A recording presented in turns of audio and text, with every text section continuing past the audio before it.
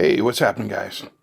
I picked up this Fender Mustang 5 amp head a few days ago for a really good price off of Reverb. It's a 150 watt solid state early modeling amp from the 2010s. I don't care about the modeling, I just need a nice clean sound. That will do it. But here's the problem. If we come back here and we look at the speakers, well, we have to run stereo at, what is it, 4 ohms each? 8 ohms? 8 ohms each. Okay. So I was planning on using this Harley Benton 1x12 cabinet I have, which is 8 ohm, but it's not stereo. So, went out to the garage and picked up this old, oh, hello, Puppily.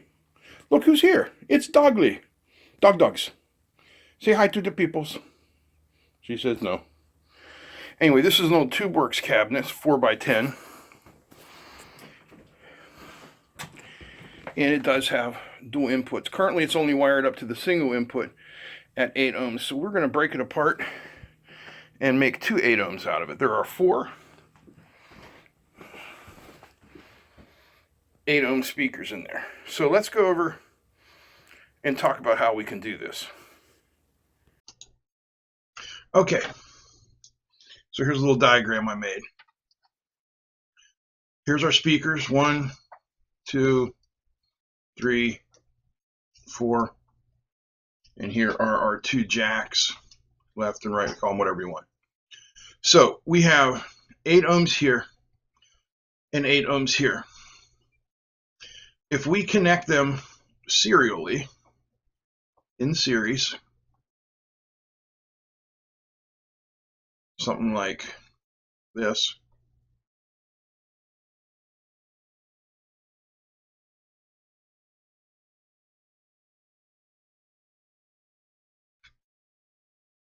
then what we are going to end up with is 16 ohms.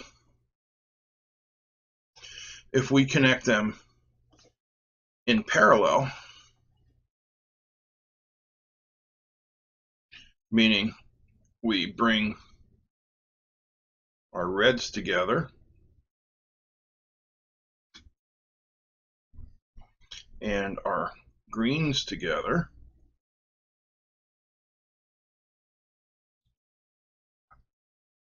we get 4 ohms.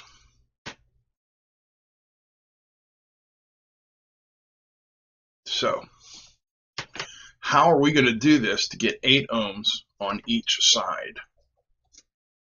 In series, we get 16 ohms together. In parallel, we get 4 ohms.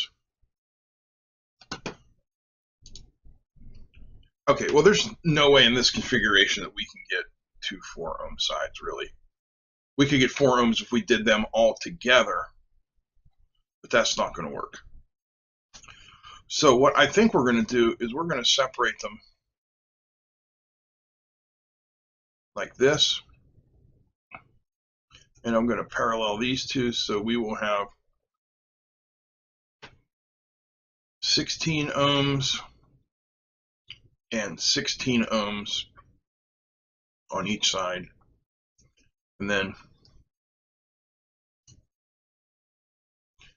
those connections will each go to a jack.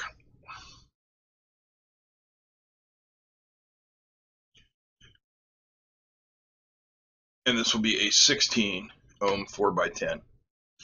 So what's that going to mean? Well, basically our power is going to be cut in half, so we're going to be looking at about 75 watts out of this. It'll be fine. Here's our access panel to work through.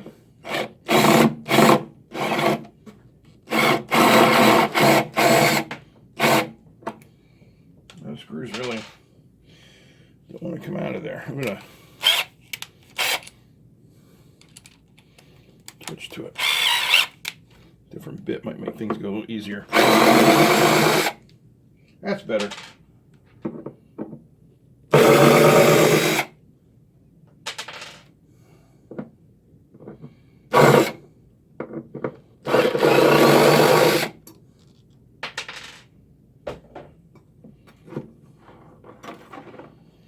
Okay.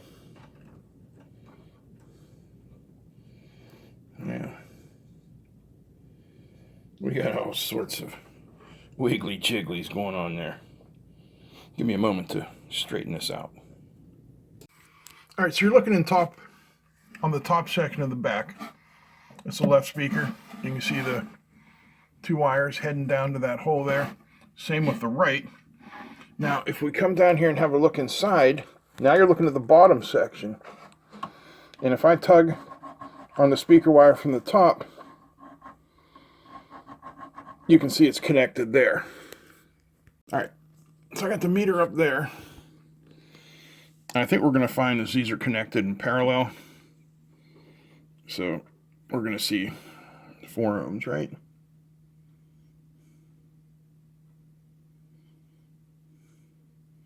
Yep, 4 ohms. Shoot. So that makes things more interesting. Oh, there went my meter. Okay, really the only way I can get in there and access those wires is to remove the speakers from the front. And as this hasn't been opened in about 30 years, it's got some crud in it, so I'm going to suck it up. Use my little handheld sweeper here. All right, so I've removed one speaker. And I'm going to desolder the wires from the top. Actually, I'm going to cut them first. Then we'll restrip them and everything.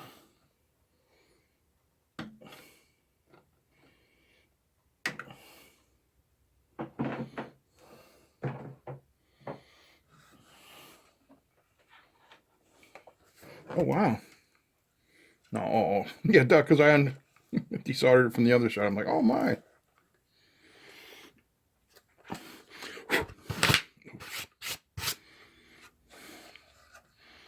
Doesn't say much on them.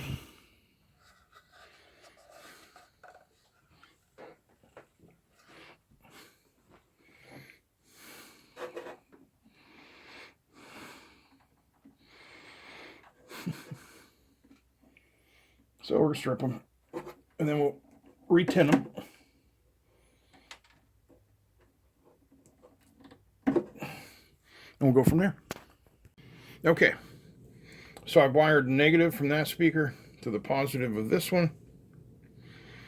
And get the wires here and turn this a little bit so you can see the meter.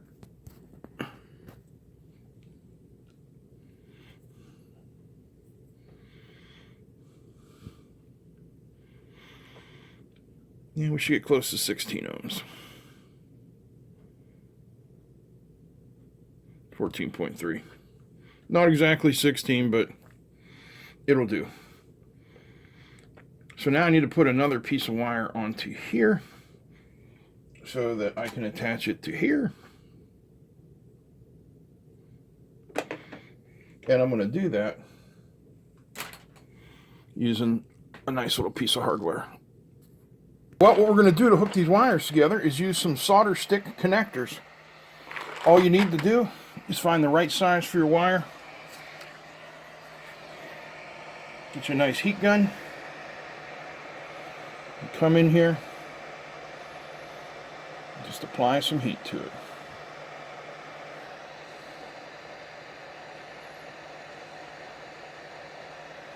There's a little ring of solder right there where my finger is, and the heat gun will melt that.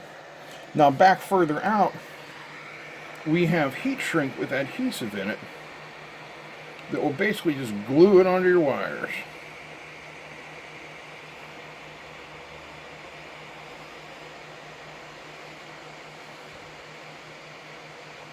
Once you see that solder flowing, you see that silver rolling out, you know you've done good and you've made your connections.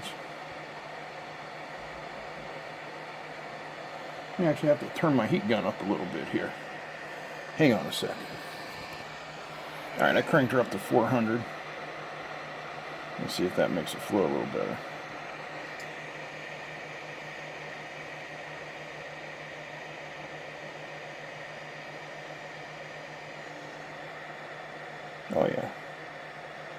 flows real nice. All right, that's one down.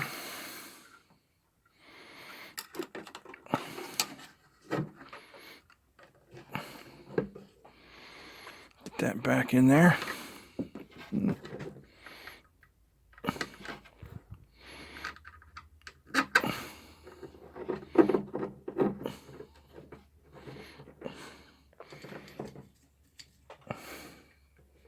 Get the other one down here in the corner going.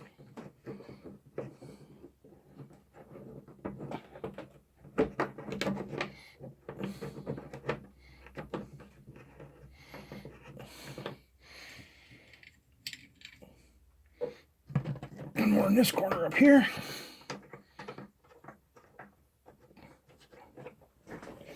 And then one in the lower corner. Then we just have to run them in.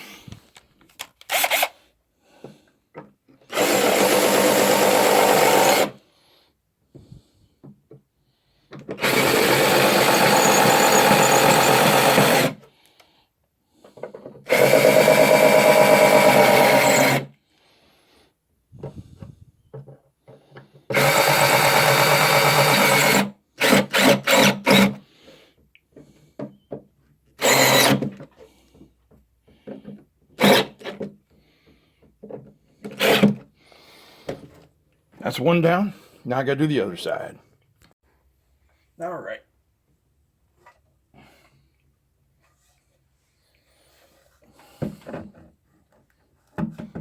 So now we have to solder this one, which shouldn't be any trouble because I tinned it already.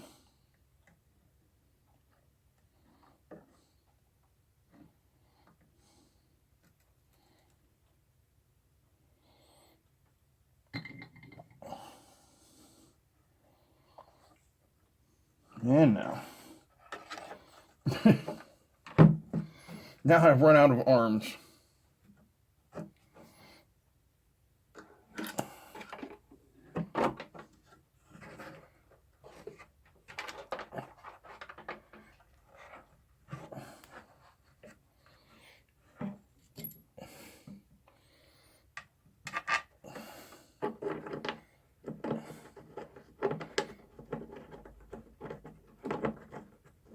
Oh, come on, get in here.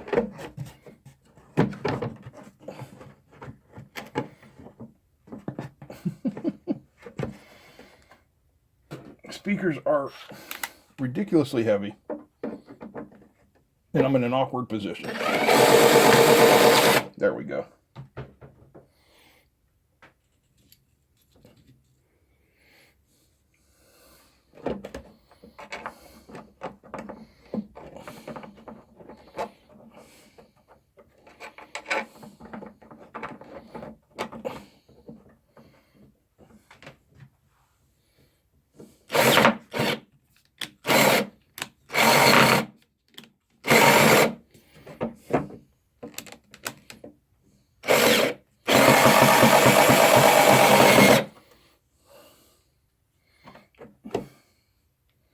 Almost done.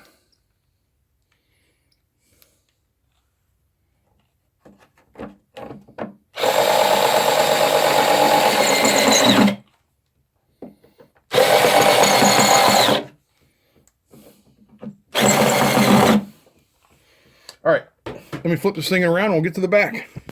All right, hopefully all of our speakers are correctly wired. Now we just need to solder up our plate. And since they don't really give me a lot of room to work here, we're just going to take some gaffer tape.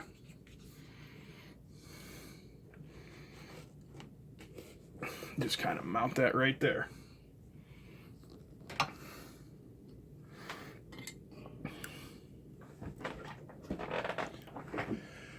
Then it is just a simple matter.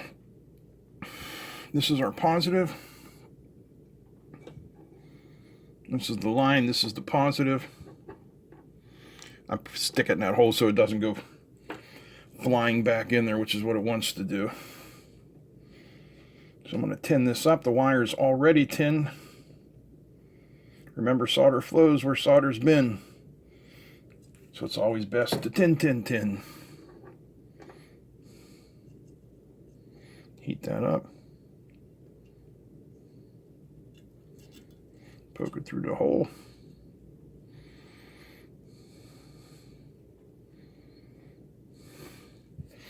And we should be good there. Well, for your benefit, I cut out the part of me spending like 20 minutes trying to fish these wires out of the cab without taking the speakers off again, because I didn't want to do that. Oopsies.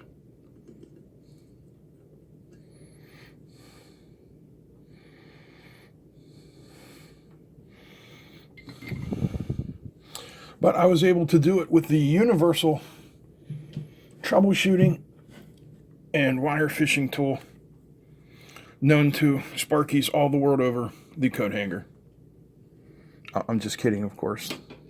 Please don't use a coat hanger to fish your electrical wiring in your house. All right, I just gotta get the other one out. Oh, I can feel it.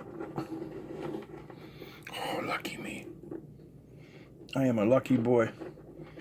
Unless I just totally did something wrong. Holy crap. Hang on. All right, we're good. All right, so this is our negative. Negative is this one.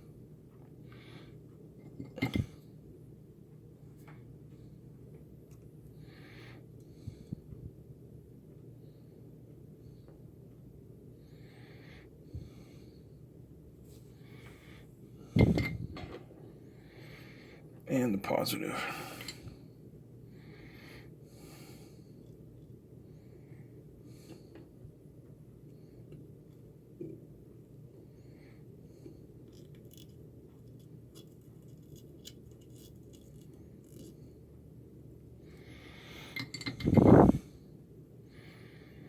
All right.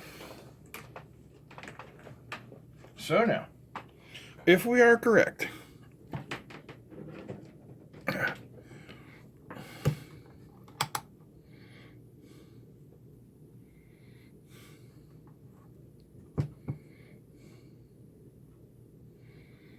we should see I think my battery might be starting to go dead in this. How can I get my hands here?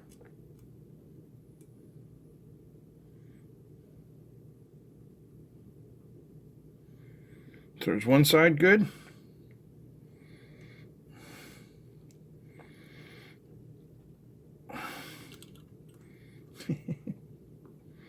Hang on.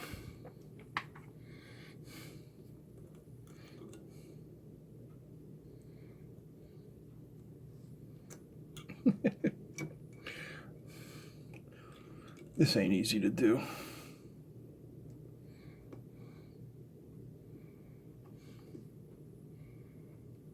Good. I'll tell you one thing for shooting shore. Using these solder stick connectors made everything go a lot easier for me. Really easy connections, really easy to use. Solderstick is the sponsor of this video, but I'd use them anyway because they work.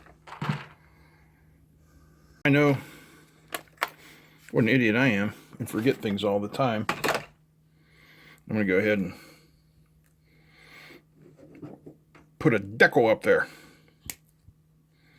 so I don't forget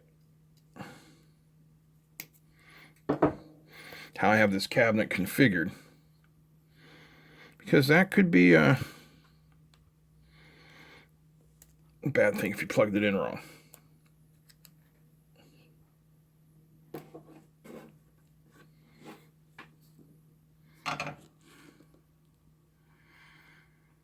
(16 ohm stereo).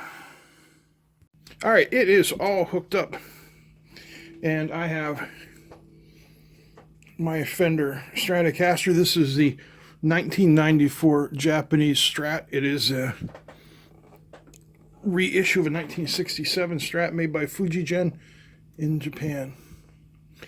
We're clean. Let's hear what we got.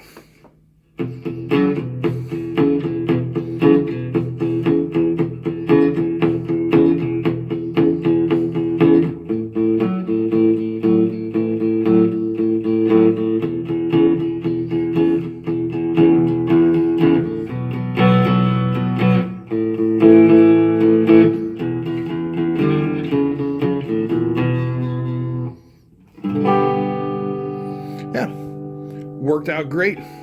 And the best part about it was using the Solderstick connectors, which allowed me to solder and insulate in one step. I'll put a link down below where you can get these if you're interested. All right, guys, I'd like to thank you for watching this video today and watching me stumble around and try and figure out how to rewire my cabinet.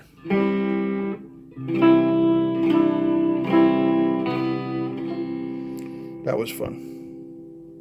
So now I'm going to play. I don't know what you're going to do. I'll catch you guys later. That's it. I'm out. Peace.